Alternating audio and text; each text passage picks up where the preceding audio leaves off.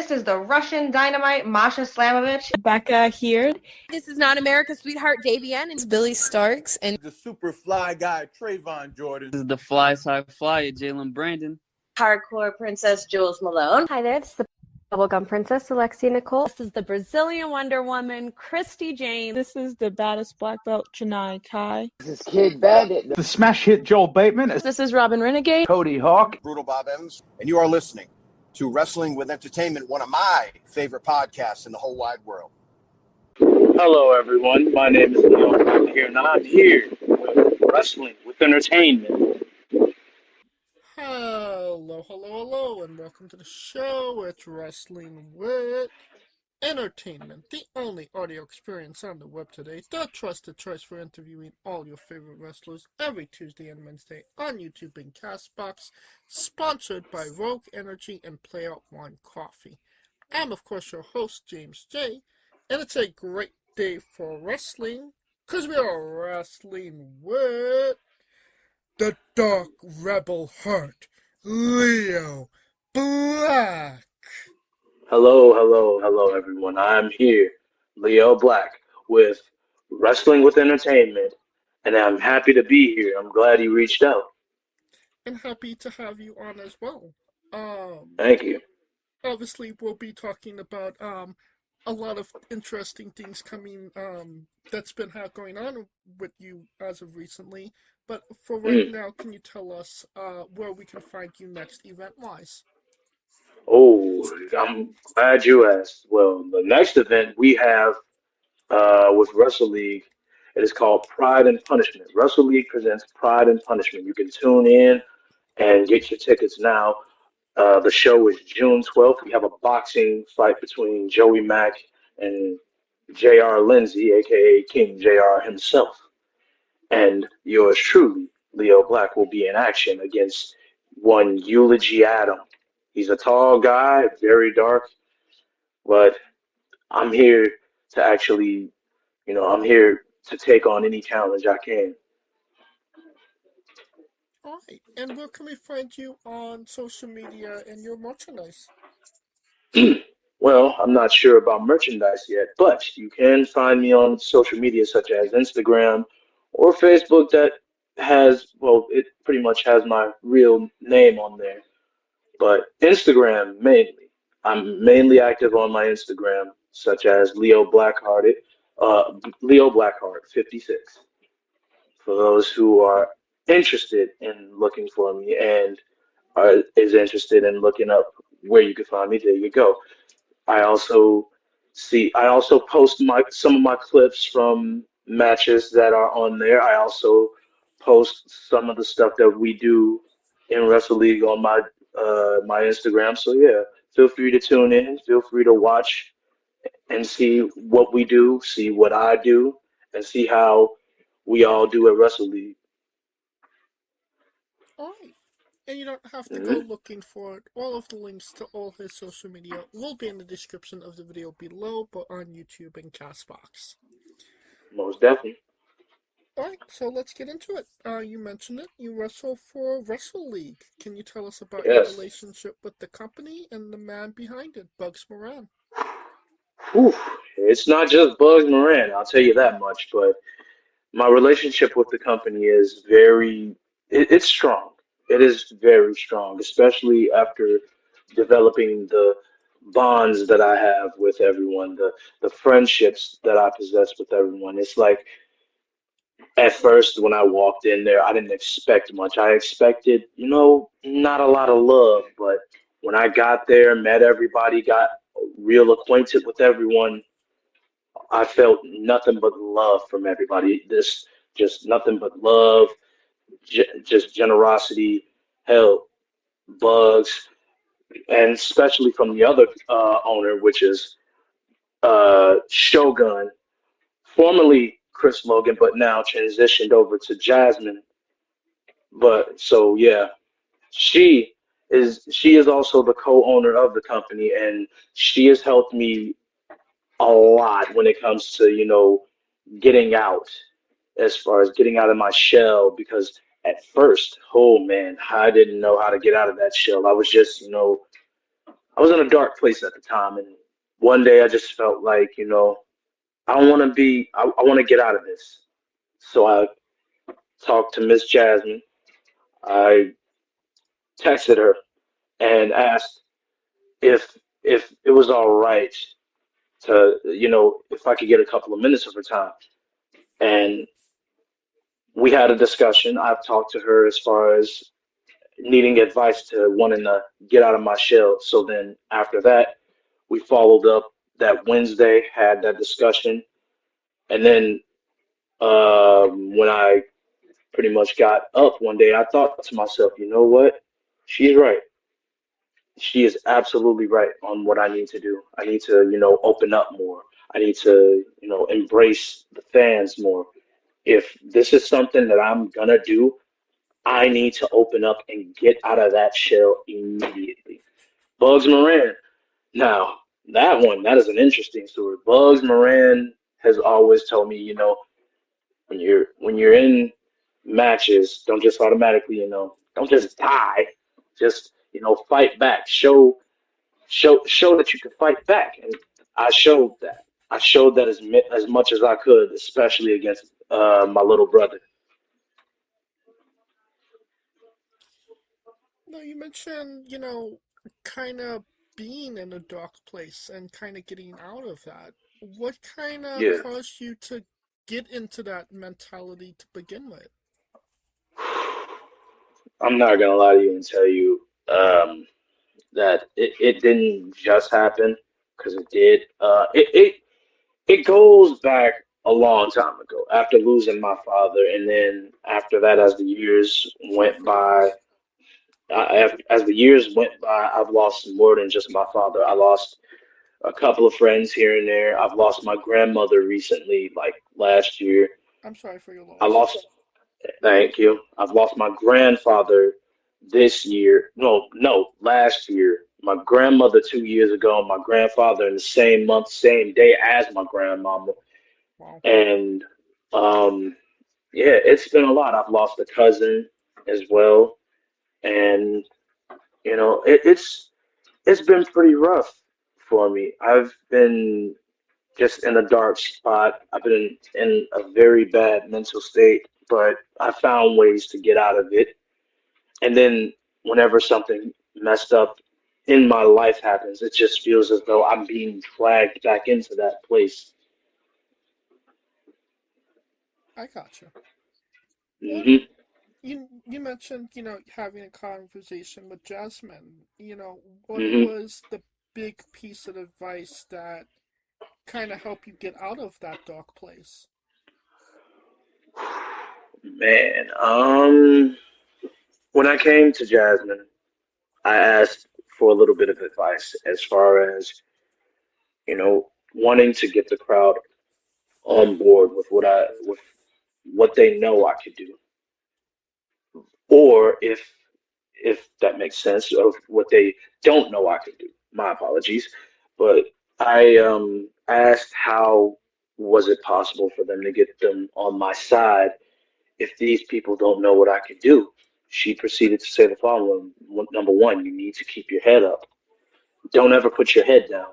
Now, me, usually I've always got my head down, mainly to just, to stay out of situations, just stay to myself. I keep to myself whenever I'm training. I keep to myself when I'm in public. I keep to myself every single time, and that's what I always do. But Jasmine, and I thank her, and I love her like she my mama.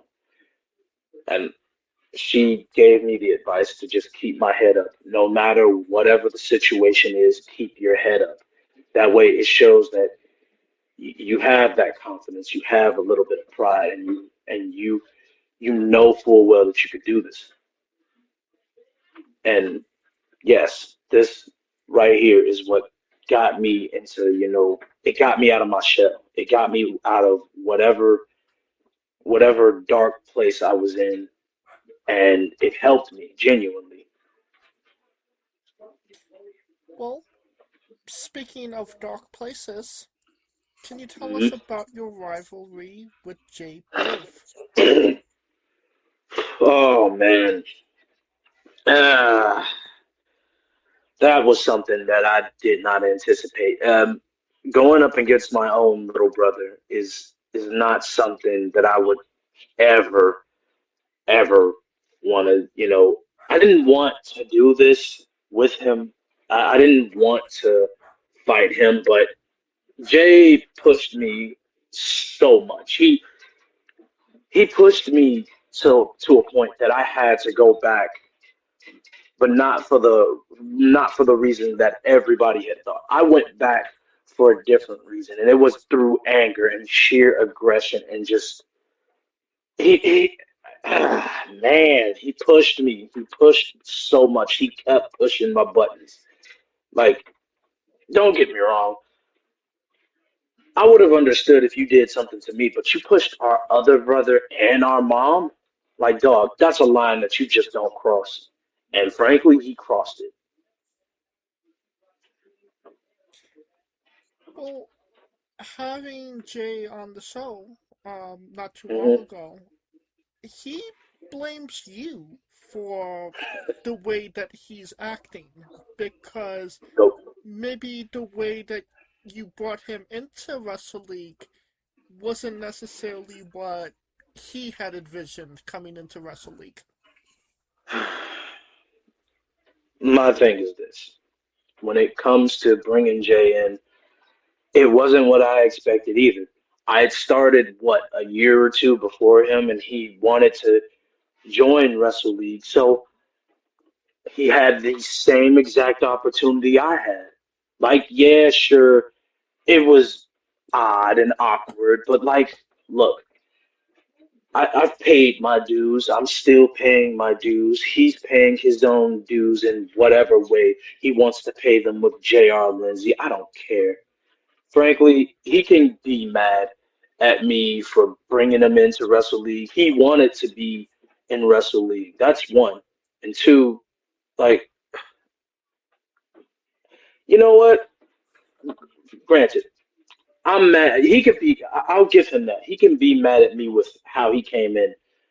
But the one thing for sure is that I didn't manipulate him. He's letting JR Lindsay manipulate him. He doesn't even know what he's doing.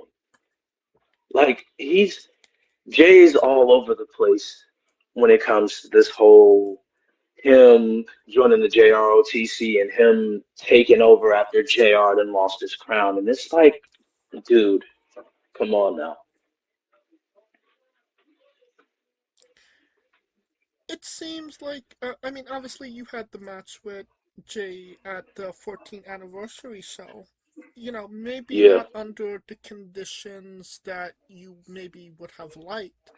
But I mean, what was that moment like for you to, wrestle, your actual brother on one of the bigger shows Wrestle League offers?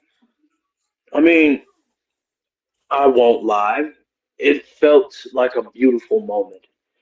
It felt like something that's just, it felt like that of a full circle moment, if you may. Because moments like that almost never happens in life. And frankly, I'm glad that I got to wrestle my little brother. Win, lose, or draw, I wouldn't care about whatever result happened as long as I set him straight and make sure he knows who his real family is. Well, it seems like you're done with him right now, no? I mean, I want to be done with Jay, but in all honesty, I feel like I feel like it's something that's just gnawing at me. It just doesn't feel right, and I feel like he's gonna do something, and I know for sure that Jay isn't done with me just yet. And when he pulls that trigger, I'll be waiting, and I'll be watching, and I'll be waiting for him to strike.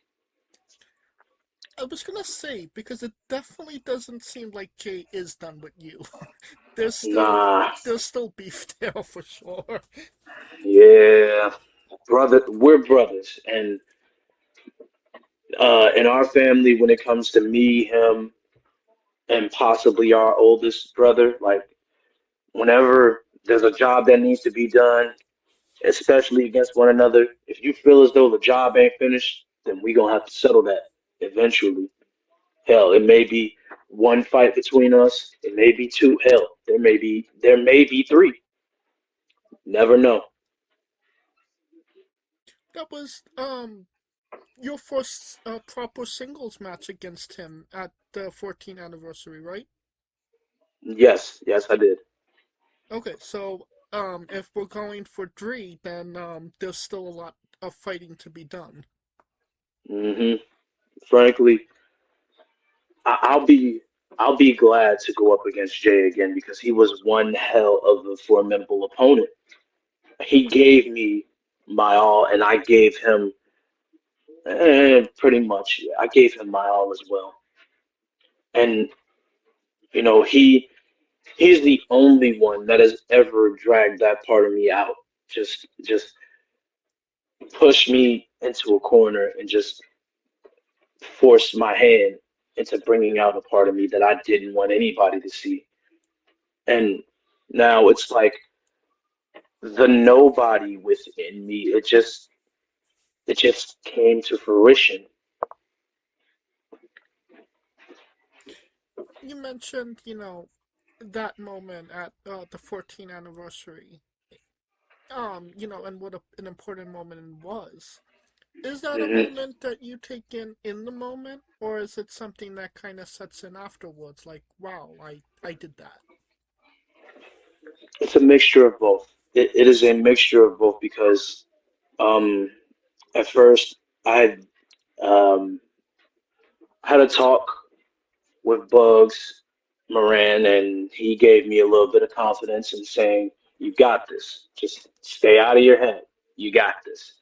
Talked to Miss Jasmine. She gave me she gave me a lot of confidence about it too because I just didn't feel right. Mike Strong, man, Mike Strong. That right there. He is another guy that helped as well. He helped plan everything out, and Bugs helped me with the finish as far as the 450. Now, at first, I didn't feel comfortable with doing a 450 because I didn't, you know, it was my brother. But at that point on, all bets were off, and I had to do it. I had to do the 450 splash to make that moment more special, not just for me, not just for him, but for everyone. I wanted that moment. I wanted that moment to be special to show that it's not just me doing this. It's not just Jay doing this.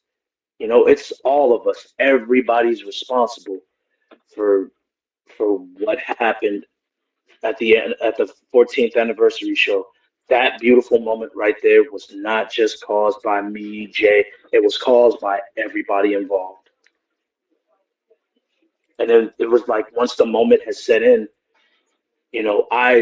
I did come home one day and it made me, it brought a tear to my eye because I thought to myself, wow, we really did this. And I had hoped that if my grandmother and my father were still around, they would be right there watching as our mother was right there, cane in hand, ready to just whack Jay after he done took a cane and was and just watched us bring that childhood dream, just bring it to life. Was that the first time you pulled out the 450? In an actual match, yes, believe it or not, that is the fourth. I mean, the first time. My bad.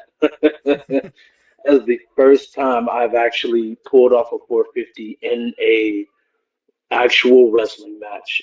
Usually, I'm always doing the most handsome moonsault ever. Shout out to Don Capri because Jacob Fatu has his Monstar moonsault. Uh, we got Daniels with the best moonsault ever. But for me, Don Capri, again, shout out to him, the most handsome moonsault ever. That's what I usually do. But that 450, I didn't think I would be able to pull it off. But when it came to that match, I'm glad I did it. Is the 450 something we'll be seeing more often from you, or is it something that we'll see, pulled out, in the most Um, special of occasions? hmm, that is a good question. Actually, um, when it comes to the 450, it might actually be a move that I save for special occasions, like for big moments or big shows.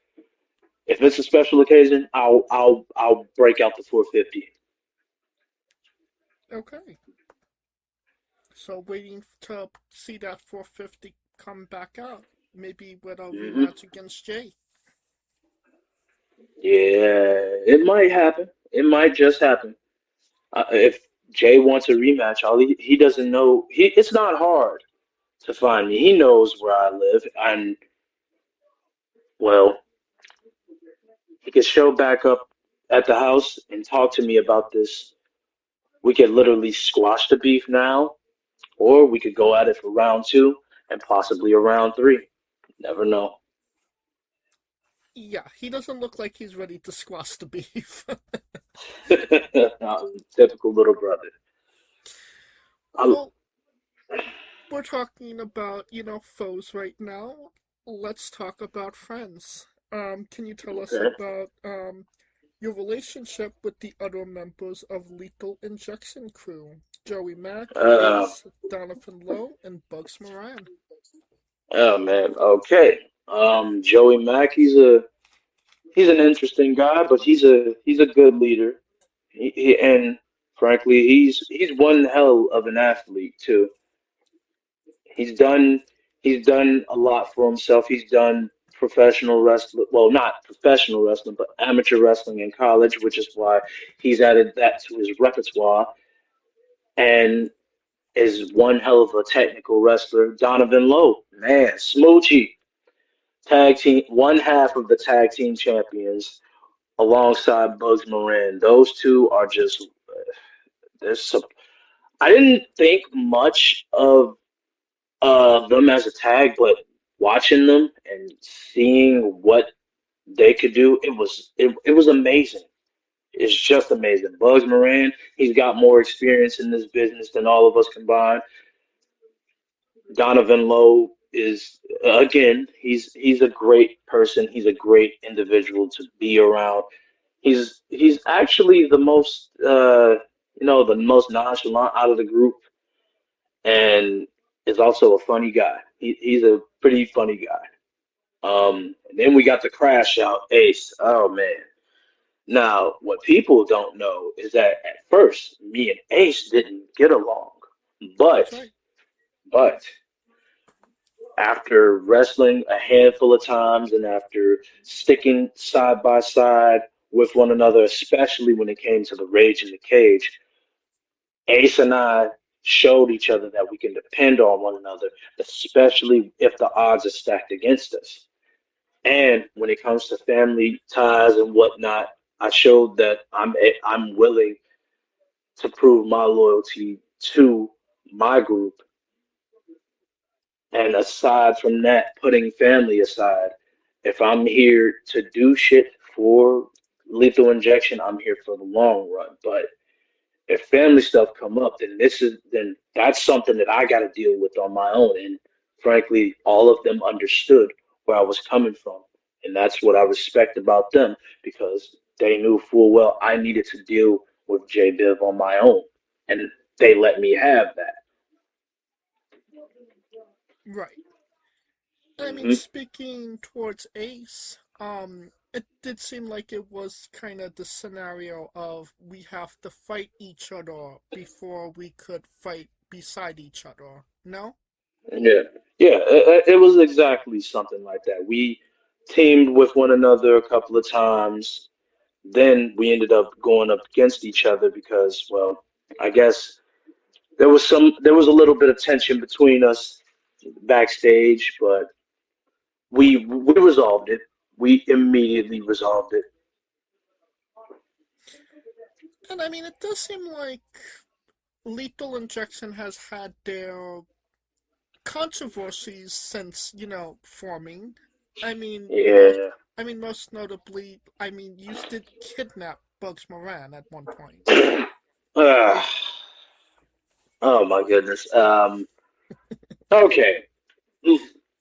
I still say that it was a terrible ass idea, but Joey still Joey thought that Bugs was the hobo that won the lottery, and unfortunately, it was the wrong hobo. And I kept trying to tell him that, and it was kind of a last minute thing, and he realized, damn, he did grab the wrong hobo. But regardless of the situation, I still say it was not my idea, and that was all him.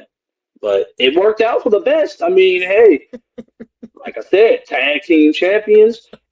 We got our Crash out as the proven champion and currently holding JR's crown. So yeah, Yeah, kidnappings usually don't end so as well as that. That's like best yeah, case scenario. yeah. And then he ate all of Ace's cereal and went into Ace's wallet for his card and took Joey's weed. And so yeah, I mean, hey, everything works out for the best sometimes. Yeah, and I mean, there was at one point where Joey was put in a coma, no? Yeah, no Priv had something to do with that. They put Joey into that of a coma, and he woke up at the anniversary, but um, man, it was still pretty messed up. I mean, yeah, I would get that. I mean, your leader is, out of action, quite literally. Hmm. But, you mentioned, obviously, Donovan, Bugs, tag team champions, Ace, proven champion. Hmm. When are we going to see some gold on Leo Black? Ooh, that is a good question. Not gonna lie. Um, I don't know. In all honesty, if management uh really does see something big happening with me, then hey, that's on them. They can pull the trigger whenever they're ready. Because I'm ready to be a champion. I'm ready for world gold. I'm ready for the world heavyweight title gold. I'm ready. I'm definitely ready for the Urban Honor Crown. I love to get to hold that championship because that right there is the workhorse title. I would love to do nothing more but to win that championship before going into the world title scene. But if I'm gonna be a world champion, I need to, get more buff. I need to, get some more muscle. I gotcha. So it seems like you Hmm. already have your eyes set on what you want. Yeah. Like, don't get me wrong, I did want the proven title, but I can't go up against my boy Ace. Ace is my boy and all, and I'm a man of my word. I said that if any of us at the Beats and Brawl show beat J.R. Lindsay, one of us would get a championship title match against him at the anniversary show. And frankly, I literally I made sure that Russell had kept his word because I don't know when or why JR thought it was a good idea to literally do these little open challenges for the proven title, the Prove Yourself Open Challenge. Seneca answered the challenge, but was met, unfortunately, with a sad defeat. Right. She almost had him. Seneca, it would have been amazing to see Seneca Sunshine as a proven champion. It was so close. And then he did another one, which I had ended up accepting, but it never happened because of the interference of, you guessed it, Jay Biv. Right. So yeah. Correct me if I'm wrong here, but you have not yet captured a singles title, no? No, not at all. I have not captured a singles championship at all.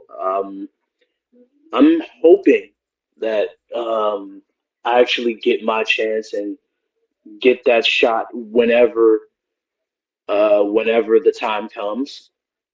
So yeah, I'll be right here. I'll be grinding. I'm going to be training, getting myself right still, getting over a little bit of a injury to my ankle, but I'll be fine. What would that moment mean to you to capture your first championship? It would mean a lot. It would be a wonderful moment again because like I've never held a championship in Wrestle League as we speak. I mean, yeah, sure. We got Donovan Lowe and Bugs Moran as tag team champions, and we're supposed to be, well, we are enforcing the Freebirds rule, but Okay. I love the idea of it, but it's like I kind of want to, branch off and grab some championships of my own. I want to get a championship and bring it back to the group and show that I can do something for this group with them at ringside, without them at ringside. Just know that I'm bringing home the bread for the group as well. I want to show that I can also do something for this group. I gotcha. Seems like you have a few things on the agenda right now, but Yeah. yeah. That hmm I think that's a great segue into Leo's Bizarre Adventure. You're a pro wrestler hmm that goes up and down the roads, and weird, crazy, and bizarre things are bound to happen. Can you tell us a Yeah. road story that fits that description? Whew. Oh man. Crazy and bizarre things that happened. We were going to Nebraska, and well, we've almost gotten into a couple of accidents because, well, uh, let's just say an individual just didn't know how to drive. So yeah, we gonna leave that part alone. And we're But not yeah, naming names. yeah, we not naming names, but just know he almost killed us, swerving 6 times. Another story, we got pulled over when we were going home from Indiana, and it was very messed up because they ended up messing up Joey's car, but he got it situated. They got it situated. They fixed it. After that, actually no, before we got pulled over coming back, Ace ended up getting pulled over going to Indiana and coming back from Indiana, whereas we got pulled over coming home from Indiana. Seems like Indiana wasn't too kind to you guys. It's kind when you're not out after hours, kinda. But yeah, it was a good experience being out there in Indiana. Got to meet a handful of people. Got to meet wrestlers like Congo Kong, Hmm. who's been in the business. I've met other wrestlers over the years. For example, a couple of years ago, went to the Heels Have Eyes. I've met MVP, Monteo Vontavious Porter himself. Hmm. I've met him, got some advice from him because at the when I met him, it was like it was a month going into it was a month before my debut into wrestling. Well, Wrestle League itself. It was a month going into my debut. I felt nervous and I just felt like I had butterflies. And I asked him, "How do you get over this? How do you get over stuff like this?" He said, "You don't. you don't get over the butterflies or the nervousness, the goosebumps. You gotta try to deal with it. You gotta try to deal with it during your match. Hey, it's gonna be butterflies. It's gonna be moments that ain't supposed to happen, but it works, and y'all make it work. So yeah, I got some wonderful advice from him. I got amazing advice from AJ Francis, aka Top Dollar, for those who watch WWE. Hmm. Because I met him at the Heels Have Eyes. I ended up meeting people like Moose. I met Jordan Grace when she was there performing. I've met Masha Slamovich. I've also met people like PCO. I've met I've met Ace Austin when he was there. Didn't know that I didn't know that it was him, but hey, I was like, damn, he looked familiar. A friend of mine, he goes by the name Afro. He was the guy that my little brother decided to punt in the head.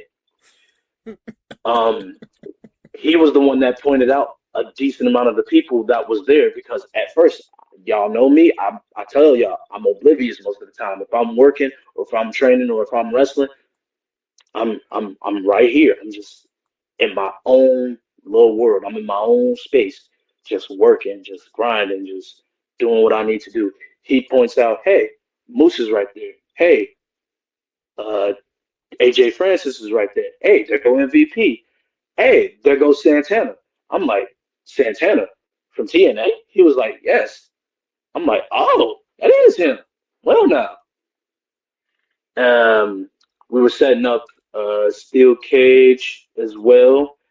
I got to meet Zilla for the second time. He wanted my Akoski hoodie.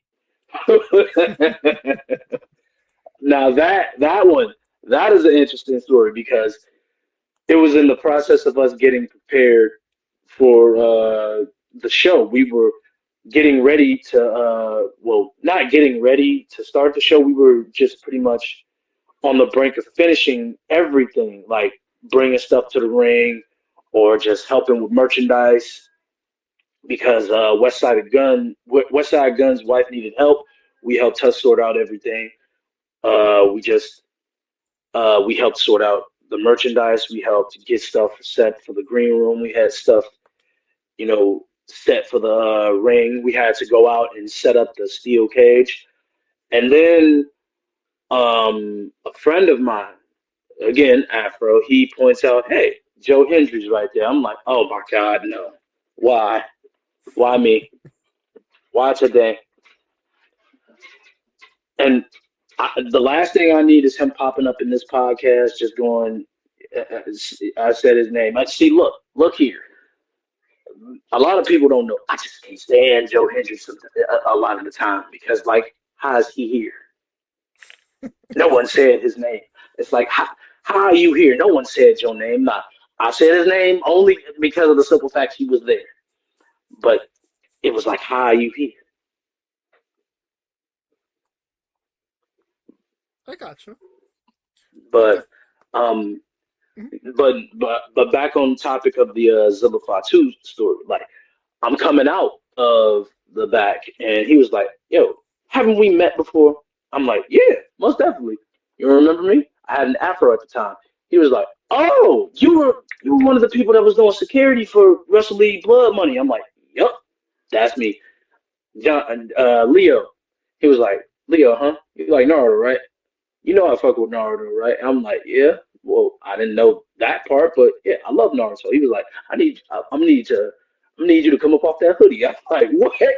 What do you mean?" He was like, "Bro, you know I like the Akatsuki. Nah, come on." I'm like, "You gotta catch me." I mean, that's But bold yeah, to tell Zillafat to catch me, knowing full see, well hey, he can catch hey, you. hey. Zilla Fatu is an amazing individual. He was a cool dude to me. He's very chill. Trust and believe. Now, mind y'all, not everybody knows this, but I'm 100% straight edge. Now, granted, I will drink once, only for special occasions, like if it's Christmas or birthday or maybe New Year's Eve. But after that, one drink and I'm done. But other than that, I am straight edge. So yeah. Alright. Well, I mean, that's a great segue into another question. Tell us about your love of Naruto and anime. Ooh, nah, Naruto. Naruto is a wonderful anime. I'm just mad that they kind of got neutered over the years because of his Sun series. Not a fan of It Boruto. was no, I am not a fan of Boruto. I gave it 1 year, and after that, they messed up in just 2 days, like in just 2 days, 2 weeks at best. But yeah, I love Naruto. Naruto is one of the shows that has a a wonderful story. It has a plot. It has a story. A lot of the other episodes after the Sasuke retrieval arc may have been filler, but hey, I still rocked with it. Shippuden, wonderful, loved it, especially because of the whole thing with the Jinchurikis, the Tail Beast, the Akatsuki. They gave us more in depth about the Akatsuki because we didn't get that in Naruto, base Naruto when he was young. We got more of it through Shippuden. What's your favorite Naruto character? Oh, good question. Like that is there's a plethora of people. For example, like a lot would say Sasuke. Some will most definitely say Naruto. Don't get me wrong. I still say Naruto is one of my favorite characters. But if I have to pick one character that I like the most throughout that whole thing and would say is definitely my favorite would have to be Itachi. Okay, so going with the heels. Technically, Itachi is not really a heel.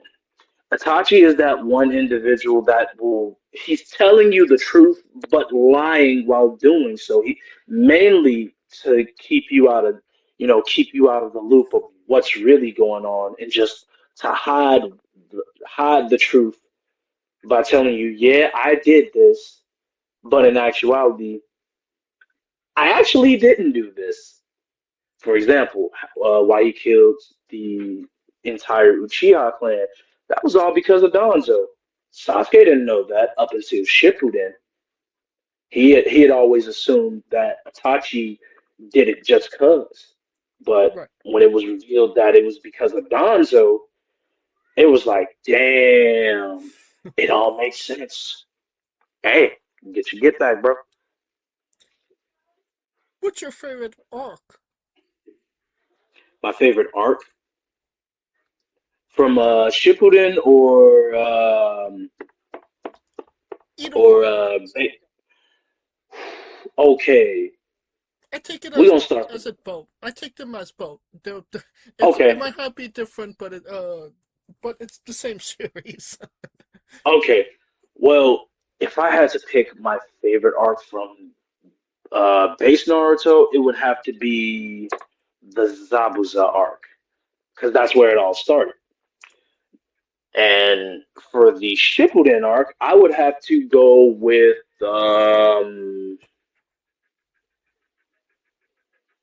damn, that is a good question. I would have to go with the Pain arc, the Six Paths of Pain arc, where Pain kills Jiraiya and Naruto got payback. So wonderful. It took for him to turn into the Nine Tails, just for him to finally turn back to normal and meet his father. Prior to turning back to normal, he met his father from deep within and resealed the Nine Tails, and it was like, wow. So after all these years of the assumptions and the theories of the Yellow Flag actually being Naruto's dad or being Naruto from the future, well, that part got debunked immediately, and it was like, damn. So who is the Yellow Flash? Found out, yeah, it's Naruto's dad. Okay, who was his mom? Wait until the war happened. Well, before the war happens, and him training with Killer B, found out, hey, Kushina's his mother. Okay, I approve. So it was all good for you. Yeah, it was all good for me. Naruto ain't the only show that I watch because don't get me wrong, I love Naruto, but there are other shows that I grew up watching prior to Naruto, like Yu Yu Hakusho, Sailor Moon, Dragon Ball Z, The Big O, Cowboy Bebop, Detective Conan, and after they brought it into America and they called it Case Closed, magnificent. These are animes that I grew up watching, and then they had Zatch Bell. But like Zatch Bell wasn't being shown on Toonami anymore when Toonami was still a thing. Um, Prince of Tennis. Hey, I gotta say one thing: sports anime, y'all. There are people that hate on it, but some of these sports animes are actually pretty interesting. Oh yeah. Hmm. What you said that you watch all anime. What is your all-time favorite? Ooh, man. If I have to pick an all-time favorite anime, hmm, sheesh. Ooh, you got me in a bind here because it's also an anime, but not a lot of people want to consider it as an anime. But maybe It's either Sonic X, Case Closed, or Inuyasha. Okay. Well, I mean, that's definitely a solid 3 picks. I'm a little Maybe iffy no, on the Sonic part, but yeah, definitely Inuyasha and Case Closed. yeah, them and Yu Yu Hakusho too. I gotta put that on the list because that's how I started with the little Edge anime because it starts off with Yusuke being alive, skipping school. Then for some odd reason he get put into a coma. Then after that he wakes up from a coma. Well, technically he was dead just by getting kissed and getting brought out of a burning house. Oh Like, yeah, bro. one of my favorite authors of all time. So I mean, Hmm. I'm a Hunter x Hunter guy, so I'm not Hey, mad at Yu Yu Hakusho by all any means. I get you. And when it comes to Hunter x Hunter, hey, there are just some things in that show we just don't talk about, especially Kurapika with that shovel. That was disrespectful. Hey, he made his intentions clear. He was there to kill no, they're not the ants, the spiders, and I he mean, he more than likely did. I mean, he did he what he he did needed what he to had do. to.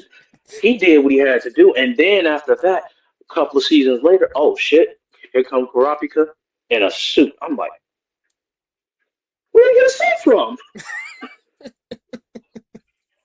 And we still don't know what that's all about because the author went on hiatus. So, and Yeah, I'm not starting an anime manga arc, and there's no finish to it. yeah, It's literally the reason I have not picked up Berserk yet. yeah. Oh, brother, you're in for something.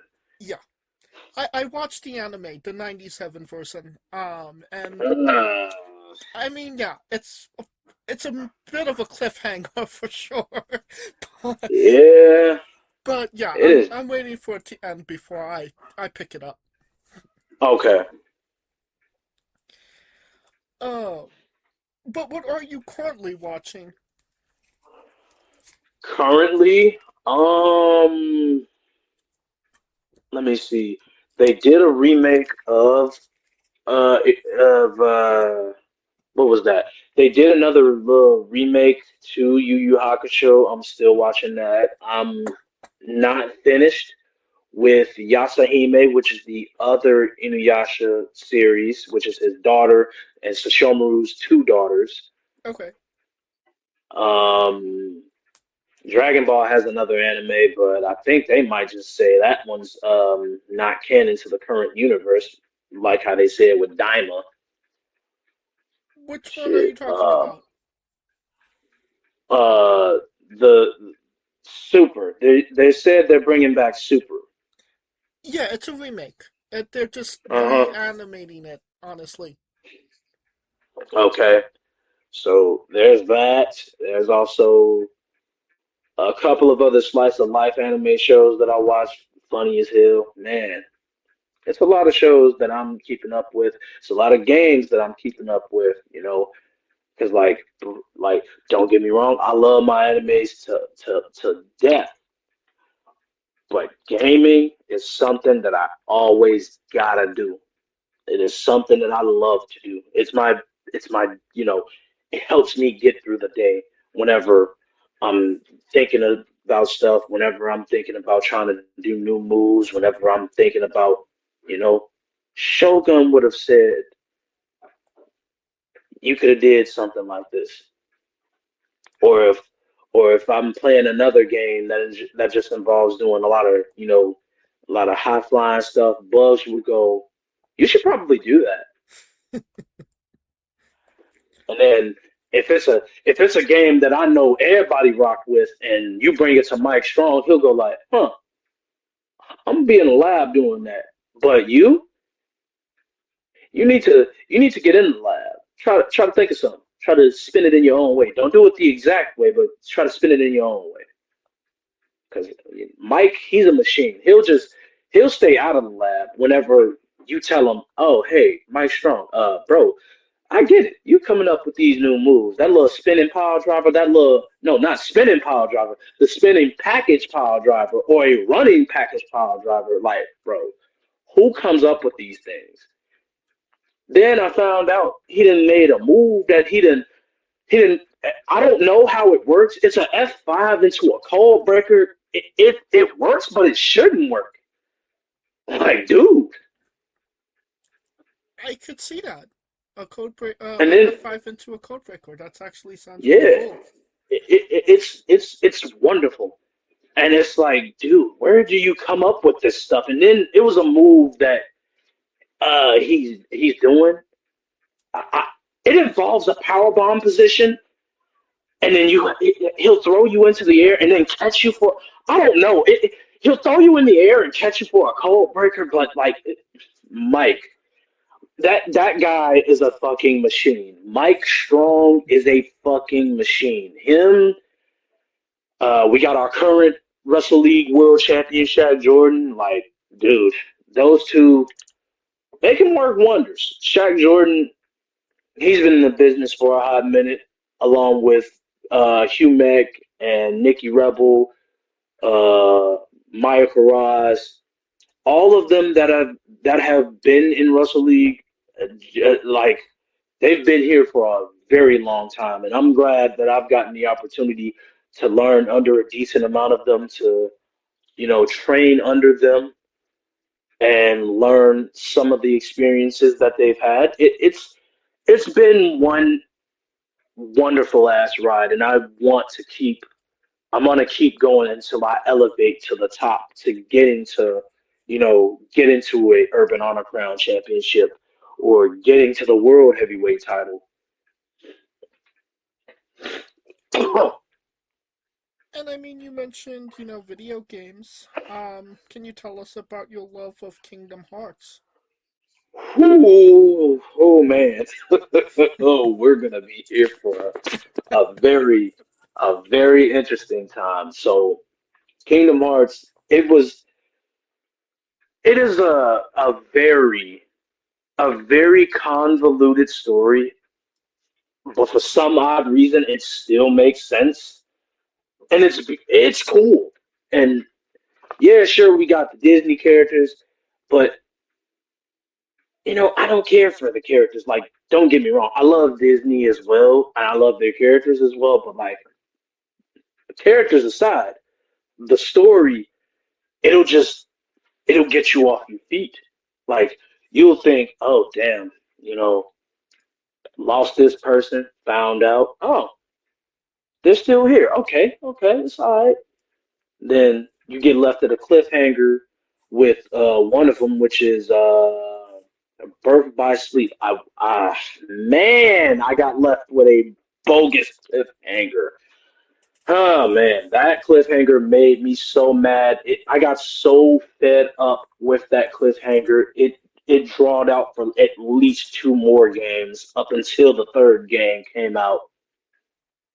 You're talking about Aqua being in the darkness, right? Yes, that and what happened to her after the events of being stuck in the realm of darkness. Found out, hey, if you play Kingdom Hearts 3, she actually succumbs to darkness, becomes Dark Aqua. You gotta fight her. Boy, I ain't gonna lie, I was scared as hell. I was, I was, I was like, oh damn, I think I messed up. It was like, what do you mean?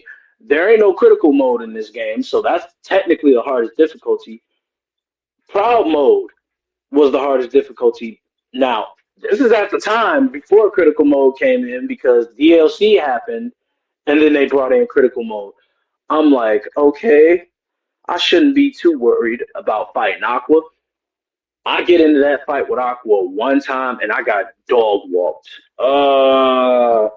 I didn't know nothing. I didn't know what I was doing when I was fighting Aqua at first. Like I died at least uh once, twice, maybe even 3 times, and it was like, oh my god, I don't know her rhythm. Okay, so I'm gonna have to just wing it. I'll try to wing it. So I do that, and I win, but at what cost? Like, don't get me wrong. When I play a Kingdom Hearts game, you would think the objective is to actually get further into the story and to win. For me, it's more like yeah, I won, but at what cost? I barely got any potions left. My magic is down, and it's like, where am I at now? I got nothing for the next fight. I gotta buy stuff, yes, but it's gonna take me a hot minute to get back to them spots because Heartless are showing up, nobodies are showing up, Unversed are showing up, Dream Eaters, Nightmares are showing up. Like, dude, I'm screwed. Seems like you had a hell of a time with Kingdom Hearts 3. Man, it wasn't even just Kingdom Hearts 3. It's the entire series in general. The phone game, oh, brother. It tells you the backstory about the nobodies, kind of, before they became nobodies, like Marluxia, Larcene, and a couple of others like Luxord. But that was only the rest of them. The others, like Brig, and the guards that were in not Castle Oblivion, Radiant Gardens little spot where Ansem was. It shows the security people that were there who are part of Organization 13. They show Brave there, who was actually Lushu in disguise, I guess. It also showed Ienzo, well, for those who know him, Zexion, little book guy from Organization 13, who, in all honesty, I think he got it the worst. He died as a kid. That was crazy. Right. That was just crazy. He got blown up in the lab, and he was a child when this happened. Axel and Syax, they weren't children per se, but they were teenagers by the time this happened. They were Isa and Lee, and they got blown up. And it was like, okay, first of all, why were y'all even at the lab? And second, what were y'all purpose being at the lab when this happened? And then when you play the last story, you're stuck with, you're in the realm of darkness. Oh, brother, I didn't want to remember that fight, but now I remember it because, again, I won, but then again, I didn't win. I escaped. So, yeah, there's a fight that you do in the realm of darkness with Aqua. It's against that thing that's called the Hunter of the Dark. Oh my God. No, never again. And I'm mad because I have to do the fight again because my data doesn't carry over to the PS5, unfortunately. So yeah, I have to do that fight again. I have to gather all them stickers just to get Rhythm Drive again with both Aqua, Terra, and Ventus. Again, gotta fight Terranort again just to get to the realm of darkness again. Found out, hey, guess what? The Heartless kill you in one hit. Huh? What? What do you mean they kill in one hit? What Heartless? The Shadows. What? You mean the ones from Kingdom Hearts 1? Yep, they'll kill you in one hit. That, finding that out really set me over the edge. I almost threw my controller out the window. And when it happened, I almost threw my controller out the window. Oh boy, that made me so mad. Sounds like you have a complicated relationship with Kingdom Hearts. Kingdom Hearts ain't the only game that I have a complicated relationship with. I have a complicated relationship with Kingdom Hearts, a semi-complicated relationship with Dragon Ball Xenoverse and their games. Then you got to factor in that there's some anime games that I have a complicated relationship with. For example, Naruto. Nah, I love Naruto. Trust and believe, I love Naruto to death. But that Boruto Shinobi Strikers game, oh man, that game could go to hell. Oh my god, it's like y'all tried to pull the Xenoverse approach and y'all just fucked it up and made it into that of an online game. And it's like I can't play this game offline. I have to play it online. Come on, dude. Seriously? I haven't played the Naruto games, but I would say that a lot of anime games leave a lot to be desired because it's really hard to find a good one. Like Budokai Tenkaichi is obviously one of the best. It is. Low key, I played a Black Clover video game, and like low key, it was actually like really good. But a lot of other I played a couple of the One Piece games. Like they leave a lot to kind of be desired, I would say. There's very few anime games that are, actually enjoyable and fun to actually play. See, and I'm glad that you're doing that because there's literally a lot of underrated anime games out here in this world that nobody even knows about. For example, did you know Full Metal Alchemist actually has 2 games? I did, but I remember hearing that they wasn't good. In all honesty, I don't see why people didn't think Full Metal's games were not good because them motherfuckers were a hit. Especially the second game about the Crimson. It was the Crimson. No, not the Crimson Crystal. What is that called? The Blood Crimson Crystal or the Blood Crimson Eye? The Philosopher's Stone. Yes, the Philosopher's Stone. That was one interesting and fun game. I enjoyed it a lot. I played that like my life depended on it. Like it was co-op, so there's that. Let's see, other underrated other underrated anime games that I could think of. I already said Full Metal, so another one I could think of is most definitely some of the old Naruto games like Clash of Ninja and Ultimate Ninja. Those were underrated. Not a lot of people actually cared for those, kind of, sort of. If you had a GameCube, you'd understand that this was a good game. I gotcha. Let me see. Right now, the Budokai series. I mean, a lot of people hate on, Demon Slayer, but Hino Kame Chronicles game is actually a lot of fun to play. Yeah, it is. It's a fun game to play. Like, it's nothing wrong. I mean, yeah, sure, Demon Slayer is getting whatever hate it's receiving, but then there's also the fact that people are still watching their movies and watching the show and reading the manga. I've been finished the fucking manga. I'm just waiting on them. No spoilers. I'm not spoiling. My lips are sealed. Trust and believe. I will trust and believe. Trust and believe. My lips are sealed. I just want to see how they do with these movies live.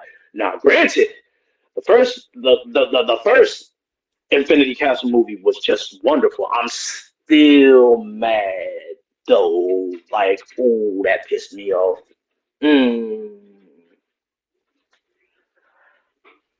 What pissed you off?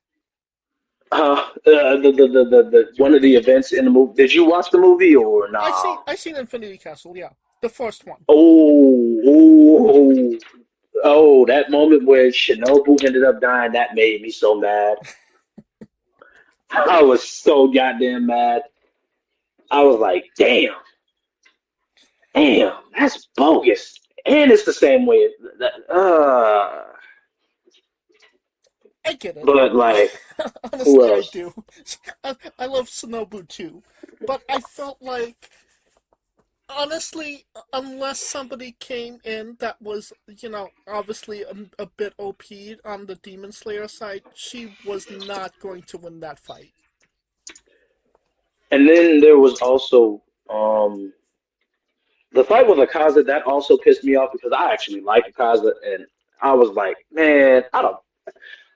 How y'all keep Akaza's ass alive, but keep Noma alive? I would think that was because Akaza was the longest tenured member of the Upper Moons, because he was the first, so he was there for the longest, even though he was Upper 3 at that point. So, and I would also say a lot of the reason that he stayed alive was his hatred. Yeah, You know what I mean? yeah. That whole thing with his backstory and him, chef's kiss. It was just simply Yep. amazing. Mm-hmm. Right. And just going back to Kingdom Hearts for one moment, I will say that Aqua is my favorite character, and I do have her her Keyblade on my wall currently. So, yeah, Hey, a lot of love for Aqua. hey. I ain't gonna lie.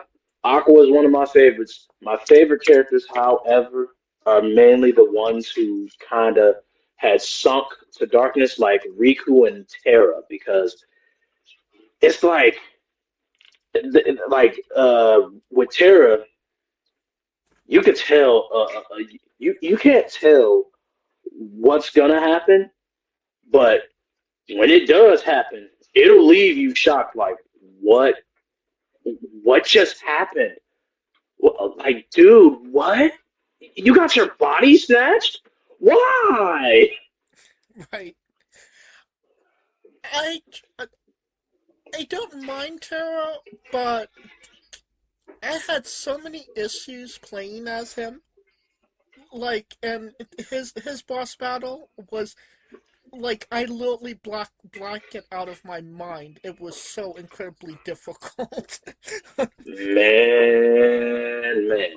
His get difficult, and then there's also the Mirage Arenas battles that you get when you fight Lingering Spirit. Who was it? You get Lingering Spirit Ericus. You also fight Lingering Spirit Xehanort for some reason. And what's crazy is that I thought Keyblade wielders weren't supposed to use their hands or their feet. This man just kicked me. What's going on here? Yeah, that's why I would say Aqua was my favorite person to play in as part my sleep. Yeah. Alright, I think it's time for the colossal question. Let's say you're making a movie about you. Every movie has a soundtrack. What would be the first 3 songs on your movie soundtrack? Ooh, good one. Most definitely a good one. If I had to pick 3, you said 3 songs, right? Yes, correct. Ooh, let's see. If I have to pick 3 songs for the soundtrack off bat, I'd have to go with Erased by Volumes. I'd rather see your star explode by Slaves. And then there's one more song that I love. I love to listen to. Can't pick any WWE music because hey, we don't need no suits. So yeah. I mean, Oh, I we can? have the license. We have unlimited budget. We could make any song work if need be. Okay, if that's the case, Broken Dreams, Drew McIntyre, Hmm. Boston Man's Harvest. I gotta have that. that song right there. That is what literally that right there is the national anthem of SmackDown versus Raw 2011. No, not yeah, 2011. That is the national anthem of 2011. Friends, a friend of mine brought it up. He said it was the national anthem of that game. I agree with him. That is a beautiful song. Okay. I mean, I feel like Drew needs to bring it kind of back. I mean, it was his song's okay now, but like that, and I mean, considering where his character is right now, it would make sense if he brought it back. You know what I mean? Yeah, because don't get me wrong, I love gallantry, but the gallantry defying moment remix, yeah, it's kind of just played its course, and I'm kind of tired of hearing it. You could have came up to the main roster with just regular gallantry. I wouldn't have mind that, but he had a remix and came up to the roster with that. Right. Uh, okay. All right. Well, definitely a solid 3 picks to say the least.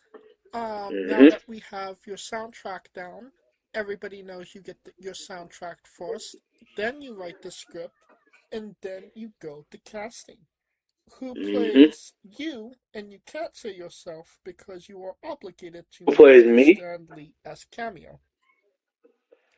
Wait, say that again. Oh, can you hear me? Yeah. Yeah, who plays you in the movie? And you can't say yourself because you'll be making a cameo.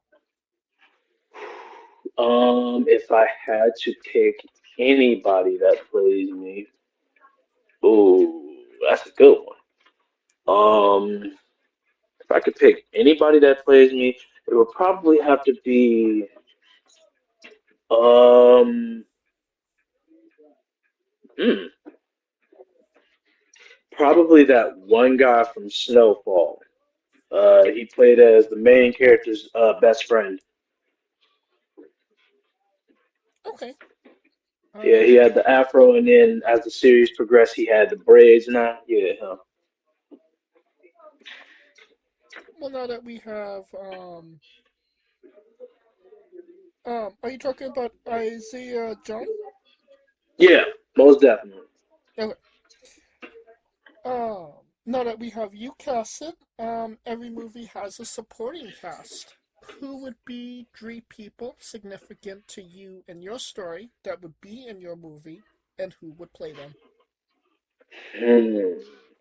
3 people that are significant to my story would be my mother, my little brother, which is Jay Biv, and my best friend, who's who's literally like my brother, which is Ethos. Shout out to him, by the way. Um, if I had to pick anybody, that would be any of them. For my little brother, I'd have to go with Melvin Gregg because typical light skin thing for them. Okay. My mother, however, I would have to get uh the lady that played as Craig's mother, either her from Friday or Angela Bassett. Okay. And for my brother, uh,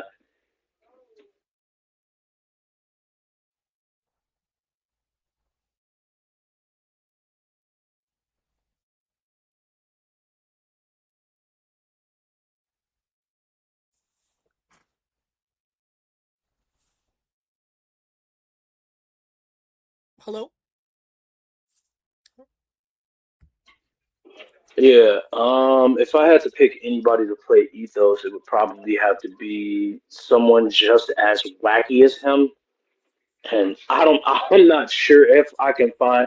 You know what? If push come to shove, And if he's willing to do it and shave his damn head just to do so, and you know, probably put on a couple of pounds to do so, probably Ryan Reynolds. Yeah, definitely. Okay, Ryan Reynolds. Well, this is definitely sounding like a great movie, a blockbuster to say the least, and you could Uh-huh. pre-order the tickets now. Mhm. Now, onto a controversial subject. What's Pineapple up? on pizza. What's your stance? Uh, when I had it the first, okay, at first, didn't mind it. When I had it, wasn't much of a fan of it, but it was like, it's for me, it's a hit or miss. I have to be in the mood for anything crazy or just odd, but I still prefer pizza just, normally. Okay, so it kind of seems like you're leaning more towards anti than pro. Yeah. Okay. And what's your spirit Pokemon? Oh, good one. Spirit Pokemon. If I could think of one thing, either a Sand Slash or Lucario. Okay. Now, we love the late great Tracy Smothers on the show. Do you know Mm-hmm. the acronym for Doug? THUG. Wait, say that again? You said Do you know the acronym for Doug? THUG. Thug, right? Yes. Shit, that's the hate you give. Well, we're talking about the Tracy Smothers acronym of Oh, Doug. I don't know about the acronym that Tracy Smothers gave. Then I will spell it out for you. What's T up? T is for terrible, H Mm-hmm. is for hell, U is Oh, for ugly, and G is for jail, 'cause a Doug can't spell. damn. Yes, we love Tracy Smothers trying to keep the memory alive on the show. Man, if he was around, I swear I'd tell him, bro, that was deep. That's just deep. Oh, man. I'm sure you could find a lot of interesting stories in his book, which is titled Buy This Book or Everybody Dies. Well, okay. Okay. Yes, definitely interesting individual to say the least. But Buy this book or everyone dies. Okay. I think I have an idea of what I'm going to be reading soon. now weirdest question you'll be asked on a wrestling interview, hopefully. All right. Would you ever consider wrestling a rock? Not Dwayne Johnson, not the country, an actual physical rock. Of course. Most definitely. Okay. Well, I mean, just for context, there's a wrestler named Psycho Mike that indeed wrestled a rock for over 15 minutes in a Tungsten Man match. That's an Iron Man match that lasts for 2 weeks. Ooh. He did it for 2 weeks? Oh, my. Yes. Damn. I'm actually surprised. Did he at least have a break? I mean, he had other matches during the match, which gave The Rock the advantage because The Rock would make the run in and, get maybe a pinfall or two on him during that match. Wow. Yeah. Okay. This is real. You know what? Hey, he got it. He got it. I'll give him that one. Props to him. Hey, No, he didn't. He lost the match, so he tried, but he didn't. I mean, at least he tried. So, hey, That he definitely did. On a more serious note, where do you see yourself in 5 years? In all honesty, in 5 years, like from now, I definitely do see myself still wrestling, and I do see myself, on the road, back and forth, maybe still on the indies. I do see myself going to, bigger places, like to a different company, maybe somewhere in Japan, maybe somewhere in Mexico. Hell, who knows? I might just show up at WWE, TNA, or New Japan, or like it's a lot of opportunities, and it's endless opportunities that I see myself doing. Not too sure about AEW though. I'm like I'll give them one. I'm not too sure about the rest of the because they got some things going on over there that with them staples, that glass, the thumbtacks. I mean, hey, oh, I'm the one that's being called crazy for the things I do. I dive and jump off of stuff and whatnot. I've been doing that since I was young, but like they got staples, they stapling each other, putting each other through glass, The syringes. thumbtacks, the syringes. Oh, brother. The syringes, that's what really messed me up. Yeah. Throughout that whole day, I was looking like, I hope Swerve is all good because that looked like it hurt. I mean, they did it to Hangman too, not too long ago. Yeah.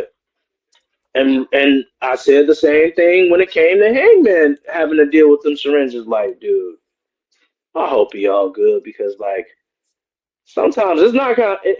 I get given you want to give the people what they want, but like, you're pretty much damaging yourself. That's a lot of damage to your body. Yeah. Low key, I don't feel that it's for the fans. I think it's just something that they want to do and they think is cool. But that's totally, my opinion on it. I mean, if you want to see like a really good a spot with a syringe, DJ Hyde versus Thumbtack Jack. I mean, I think that's the original place I actually saw the syringe spot. And the syringe actually played a role in the ending of the match. So, I mean, it was actually a good use of it rather than, just the spot in an AEW match. Man, that hearing about those syringes, it just brings me back to when I was watching a match. I believe it's on the indie show at the Berwyn Eagles, because I found out 2 years ago or last year they did bookings at the Berwyn Eagles up until the situation with Cruel happened. Pissed all of us off. Oh my god, that situation pissed me off so fucking bad. But we'll get back to that. Um, it was a match between Violento Jack and I believe that one dude. What was his name? He was a big, hefty dude. He was on the heavy side. What was his name? Um,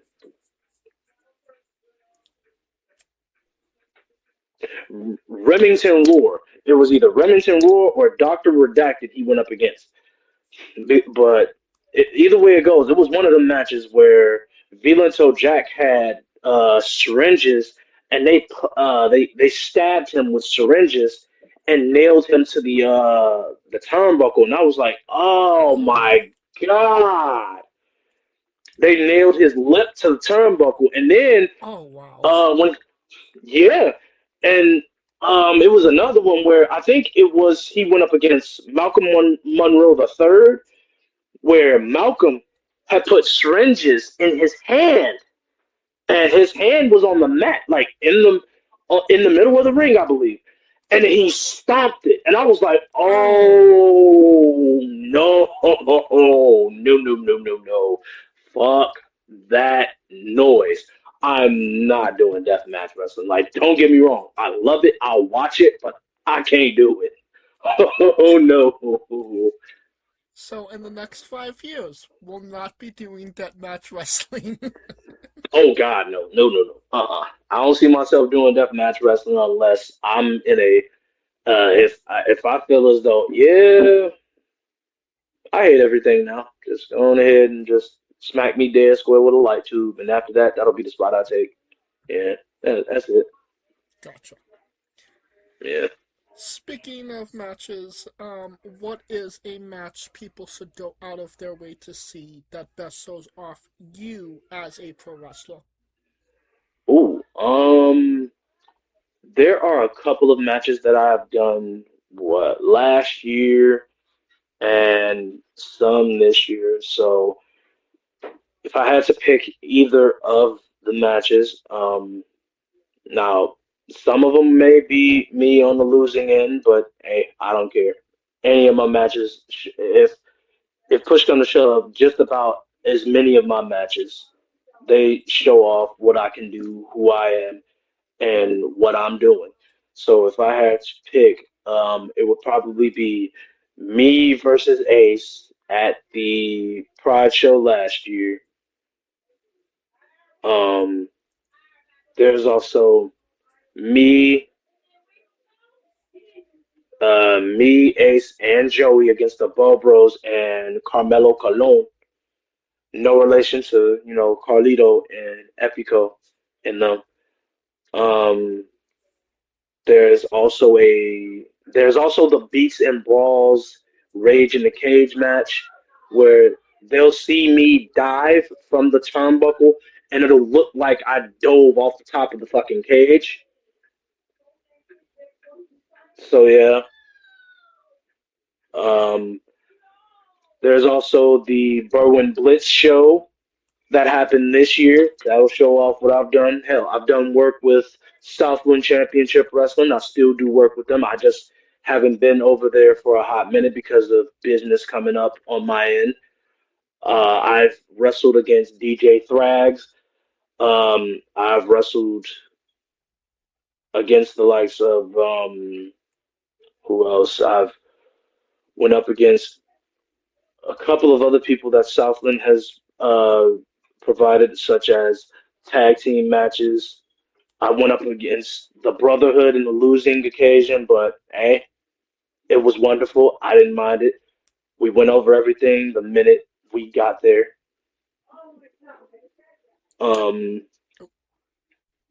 who else? Let me see. I'm thinking of another match that I could come up with.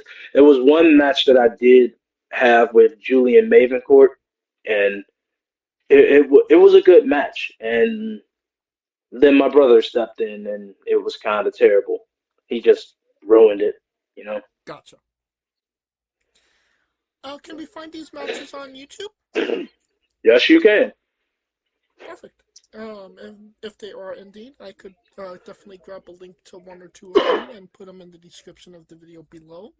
For anybody that hasn't seen them, wants to see them, wants to re-see them after this interview. All right. And since we are nearing the conclusion of this interview, we are wrestling with the 8 questions of doom. Okay. This is our speed round, our bonus round, the round where we see who you really are. Are you ready? Yes, I am. Excluding yourself, greatest wrestler of all time. Greatest wrestler of all time, I would have to go with Chris Jericho. Worst wrestler.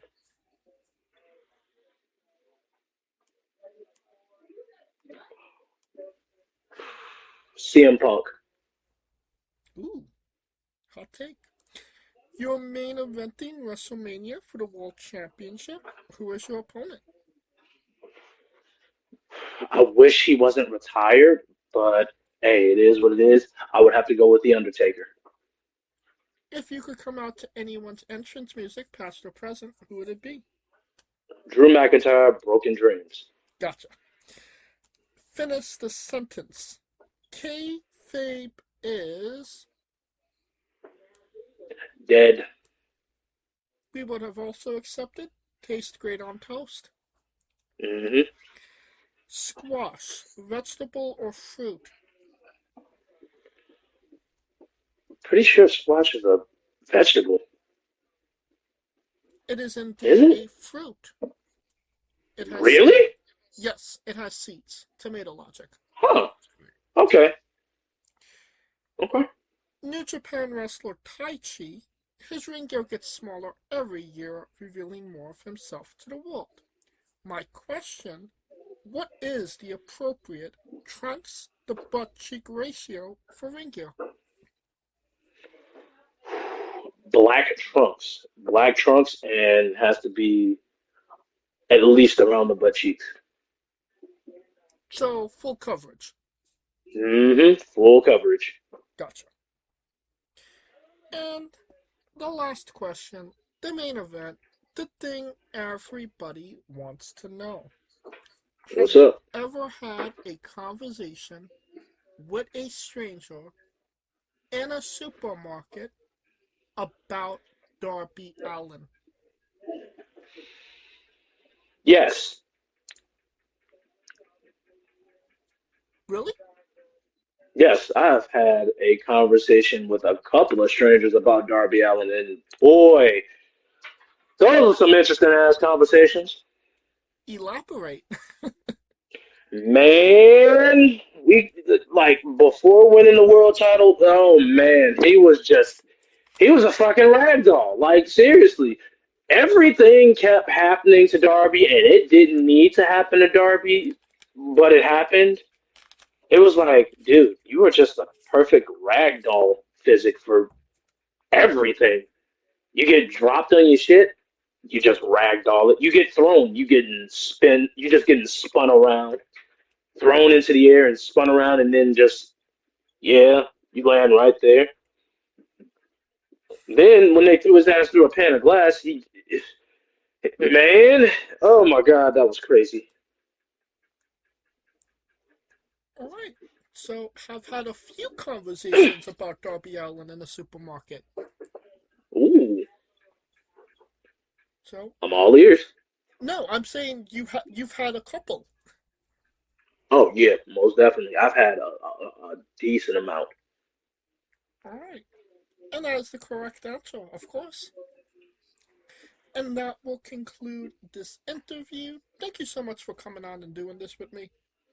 Hold on, before we end the interview, I got one thing to say. So I've heard around about how Jay has told you guys that he would never team with me again, correct? Yeah, he kind of seemed pretty firm on that, I would say. Really? What? Please elaborate for me. I'd love to hear this. Um, I mean, there's a lot of hard feelings on his side. And he's kind of, in the mix with the JROTC, and, you know, he has Yeah. some plans and aspirations when it comes to all of that. So it does seem like that is very much not something that he has any plans on doing anytime soon, I would say. Well, I'd have to say that the feeling is mutual because his unnecessary, unhinged hate for me is kind of, well, reciprocated. I don't hate him because he's my little brother. I don't hate him because of his terrible judgments. But I do hate him because of the simple fact he's treating someone who isn't family like he is his actual brother and is listening to all the bad things that I've told him not to listen to. So, frankly, as far as I see it, if push comes to shove, yeah, I don't think me and Jay will ever team up with each other, like ever. And frankly, it's not because of the fact that I'm being stubborn or whatnot, but it is because he doesn't know how to get out of his own way. Like he's letting this JROTC thing get to him. And sooner or later, he's going to crash and burn from it all. Well, we will definitely see what happens there. Yeah. Until then, where can we find you on social media? Instagram, most definitely. Here on Instagram. Perfect. And you don't have to go looking for it All of the links to his social media will be in the description of the video below, but on YouTube and Castbox. Simply click the link. A new tab will appear on whatever device you are on. You have no excuse. Give them a damn follow. Most definitely. Of course, thank you for listening. If you like what they're doing, please like, subscribe, comment. But on YouTube and Castbox, this was sponsored by Rogue Energy and Player One Coffee. Join us next Tuesday and Wednesday for new incredible interviews, and follow the show at Wrestling with E, but on Extra and Instagram for information on who we're interviewing, when we're interviewing them, links to those interviews, and so much more. Follow me personally at JamesShane993. Alright, when I say wrestling wit, you say entertainment, okay? Yo. For our special guest, Leo Black, Coleco Yacht, Scooter Dust, I'm James J, and this has been Wrestling Wit Entertainment. Hey folks, this is the Colossal Mike Law, and you are listening to Wrestling with Entertainment. Enjoy the show, support these guys. We appreciate it very much. We'll see you at ringside.